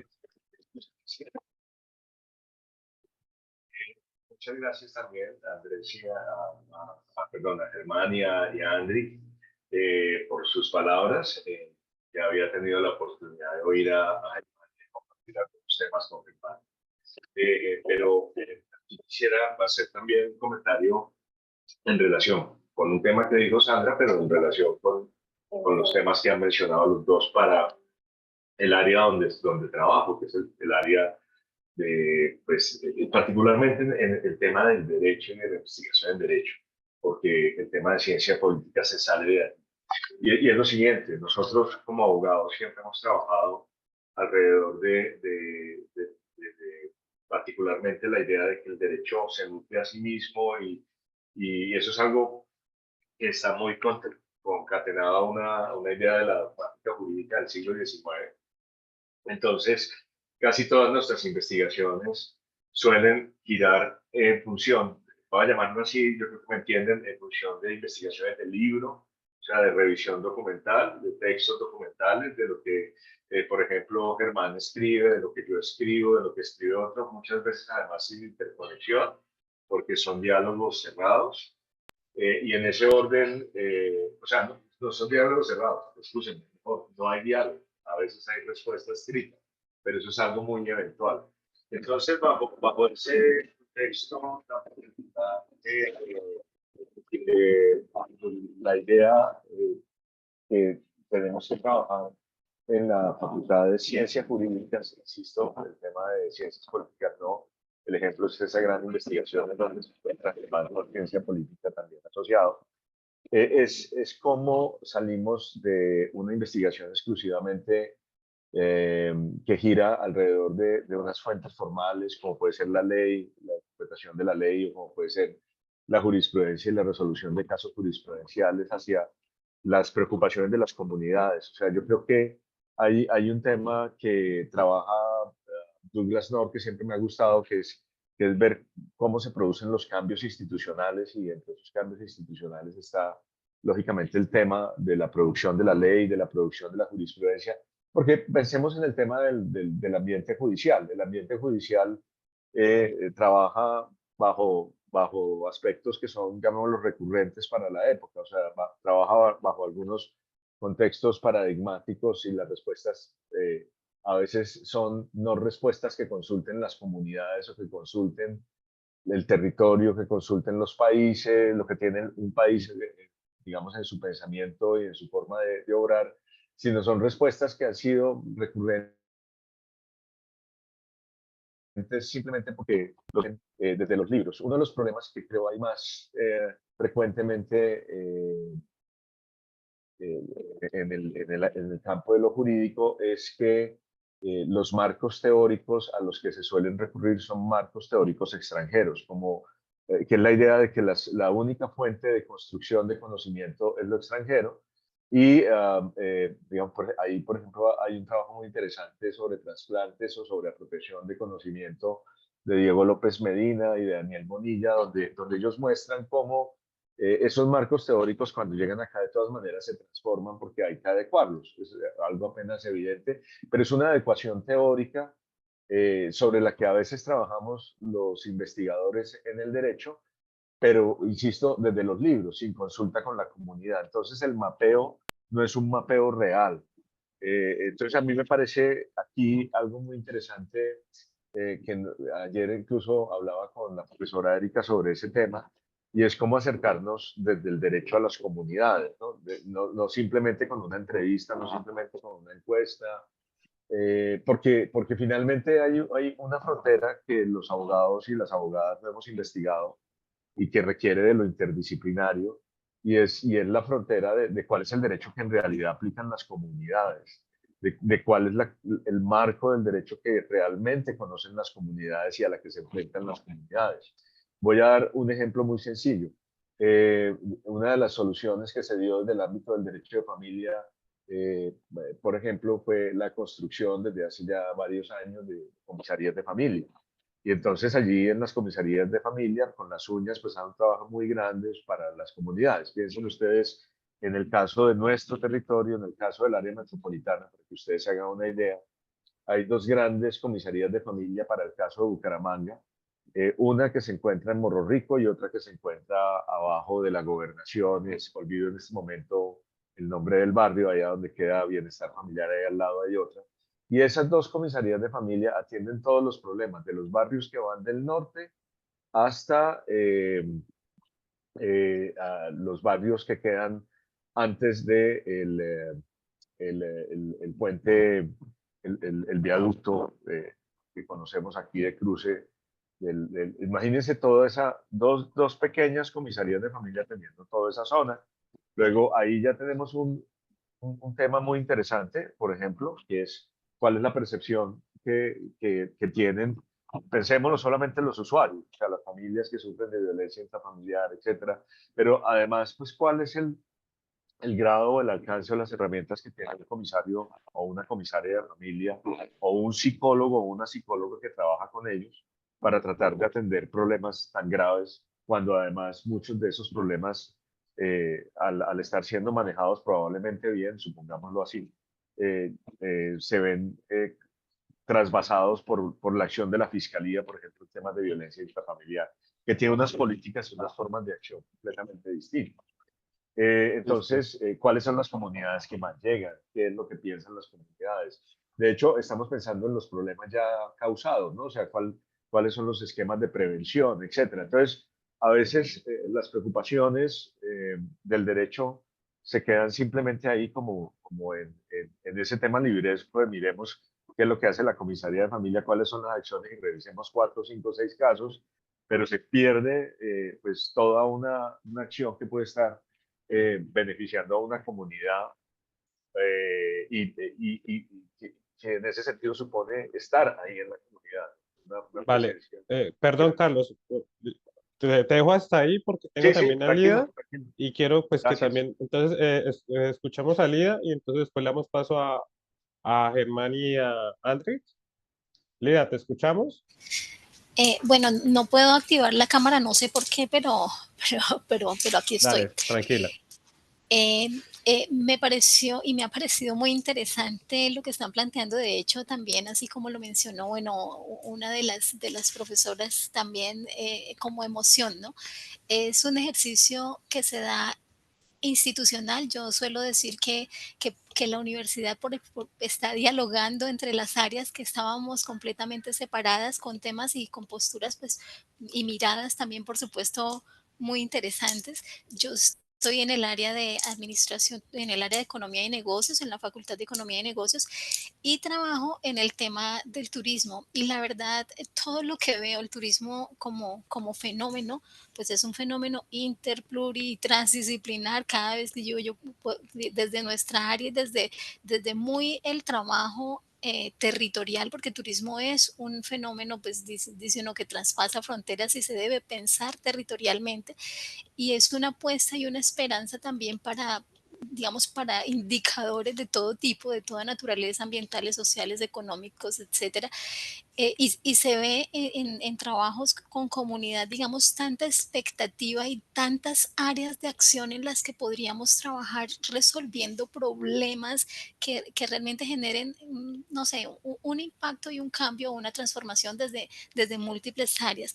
Entonces, sí me emociona mucho poder encontrar o escuchar o tener los espacios también para poder interlocutar en diferentes áreas de interés que uno dice, poco tenemos la oportunidad, digamos, de escucharnos, porque cada uno está con, por supuesto, con sus áreas de interés investigativas, pero creo que también es un ejercicio de poder mirar al otro y poder encontrar elementos convergentes y poder entender, digamos, que cuando se hablaba de problemas depende de dónde se aborde problemas o depende de dónde se aborde los contextos. Depende de en qué contexto estemos hablando, depende de qué estemos considerando por comunidad, pues tendremos muchos elementos más para replantear, para generar, digamos, acuerdos incluso de investigación interdisciplinar y transdisciplinar, como decían allí, y que resuelvan problemas también que son complejos, que no son fáciles y que no deben ser abordados desde una sola mirada, sino por el contrario, es como la suma de esas miradas las que nos permitirá encontrar, digamos, elementos de abrir caminos y de tejer, ¿no? De tejer conocimiento y de hacerlo, a mi gusto, a veces decía, la investigación debe ser más cercana a las personas, porque si bien, bueno, es generar la curiosidad y resolver desde pequeñas preguntas, pero hasta grandes y complicadas. De hecho, las preguntas en general son un ejercicio de curiosidad también, pero también son un tema de resolver lo que no hemos podido resolver en temas, en comportamientos o en problemáticas difíciles en diferentes áreas. Creo que sí, el poder tener diferentes miradas es enriquecer, digamos, esa posibilidad de generar encuentros que nos lleven a avances y a generar, pues por un lado, conocimiento y dice uno, salidas y teoría investigativa, pero por otro lado también desde el área nuestra un poco más aplicada a esas expectativas que también tienen comunidades respecto al papel, al rol de la universidad y al rol también de ayudar o contribuir a su situación particular, a resolver y a generar beneficios, pensaría yo, ¿no? Desde el área de turismo también se trabaja, no sé, turismo con comunidades, turismo y paz, turismo y bienestar, gobernanza, digamos que allí se trabajan temas de intereses y de interlocuciones y de decisiones sobre territorio que no son fáciles, de abordar y yo creo que por lo menos el tener este espacio para poder decir, bueno, todos como que estamos desde nuestra área eh, viendo y generando esos, digamos, esas preguntas o esos elementos de que a veces nos sentimos solos investigando en nuestra área, creo que es un momento importante para decir, no, no estamos solos y como que todos estamos llegando a un punto en donde decimos, hey, tengo que comentarle a alguien porque esa posibilidad de interlocución, eso es lo que nos permite tener inicialmente puntos de referencia similares, parecidos y que nos permitan, no sé, generar encuentros de diálogo para caminar juntos o para poder investigar juntos, ¿no?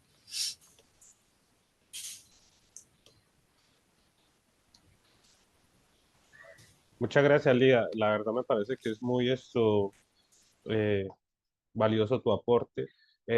Si alguien más quiere hacer un último aporte así súper chiquitito, porque me gustaría cerrar esto ya con Germán y con Andrick, entonces y pues que responda la pregunta de Carlos. Entonces, última oportunidad. ¿Nadie? ¿Sí? Bueno, mientras alguien se decide, voy a hacer un último comentario y es que les voy a enviar esa columna que salió el domingo en El País de España, en el cual hablaban sobre cuál es la importancia de la ciencia en la política, ¿sí? Y ahorita no me acuerdo el nombre del autor, pero es un tipo que trabaja mucho lo de la ciencia. Hablaba sobre en estos tiempos de crisis, recojo lo que dice Andrew, y tiempos en los que casi se puede vislumbrar un fin del mundo y hay una hecatombe y un declive político con los populismos, tanto de izquierda como de derecha, la crisis ambiental, la fracción de la virtualidad. Entonces, él decía que la ciencia, la investigación, es como esa lámpara que, digamos, puede generar un poco de luz. Y el tipo retomaba y decía, o sea, tampoco nos asustemos. La Edad Media también pasó, el Renacimiento también pasó, en el periodo victoriano tardío también pasó, pero la pregunta es, ¿por qué no está pasando? Entonces, y ahí entonces entra lo de que, como estamos hablando todos, a veces no nos escuchamos. Y es muy, muy importante. Uy, gracias, Tania. Qué buen sistema. Ahí ya Tania se los pasó. Entonces, es muy importante, digamos, en medio de esa sincronicidad, a veces también parar y escucharnos. Cuando nos escuchamos, podemos generar procesos de investigación más interesantes que giren en torno de lo humano. Bueno, entonces, doy estos últimos minutos para Andrick y para Germán para que respondan la gran pregunta de Carlos. Y también me gustaría que nos dieran tres consejos así súper prácticos, súper sencillos de su experiencia profesional al momento de elaborar un problema. ¿Ustedes qué tienen en cuenta? Digamos, mis tres trucos son ta, ta, ta, ta. Y ya con eso cerramos la sesión. Les agradezco a todos por haber estado acá y nos vemos el otro miércoles. Entonces, Germán, André, los escuchamos. Listo. Muy bien. Por cuestiones de tiempo, entonces trataremos de ser muy, muy sintéticos. Primero agradecer las intervenciones de Sandra, de Carlos Andrés, de Lida. Son muy, muy, digamos, muy, muy a ocasión de lo que hemos venido como planteando hoy. Muy pertinentes, no solamente los complementos que hacen, sino también las preguntas que surgen en función de esos complementos. Entonces, muy, muy interesante. Ahí estamos haciendo también vida colegiada y estamos hablando un poco cómo es que se construyen espacios de diálogo esperanzador Y lo de Carlos, creo que es, lo de Carlos Andrés, eso ameritaría otra sentada, lo hablaremos con mucha más calma, pero ahí hay muchas pistas, ¿no? Creo que también este tema para mí de la transdisciplinariedad, y lo digo así también tajantemente, es contestatario, ¿sí? Es una línea que es muy contestataria, la línea formal, hiperdisciplinante, ¿cierto? En donde se fractura el conocimiento. Entonces ya de por sí la transdisciplinariedad implica asumir unas posturas que, ¿por qué no también le digan cosas a la estructura formal? O sea, qué chévere que la universidad empiece a pensarse transdisciplinariamente. De hecho, y esto no es porque lo dice Germán, pero pueden averiguar, hay algunas universidades que ya, incluso desde el pensamiento complejo, hay universidades de pensamiento complejo donde no hay disciplinas, sino que hay fenómenos. Y eso es interesante, pensando un poco incluso en esas transiciones de las que hablaba también Sandra, ¿no? O sea, pasar de lo ultradisciplinar a lo transdisciplinar es un proceso que implica también formación, vocación, etcétera. Entonces, qué mejor que estos espacios para que podamos, por lo menos, a manera de pretexto, entender que hay cosas que nos acercan, lo psicosocial, Carlos Andrés, lo jurídico social, eso puesto en un escenario contextual plural, pues merece hoy otras preguntas y por lo tanto otras maneras de acercarse y de abordarse. Entonces ahí lo que hay es trabajo por hacer que no parte solamente de la voluntad del investigador, sino de toda la estructura que entiende que eso es legítimo y que no es simplemente una tarea paralela, es un anexo, sino que hay toda una esencia respecto a la comprensión plural de las cosas. Por eso, hablar de grupos de investigación por áreas del conocimiento sí está bueno, pero eso ya es medieval.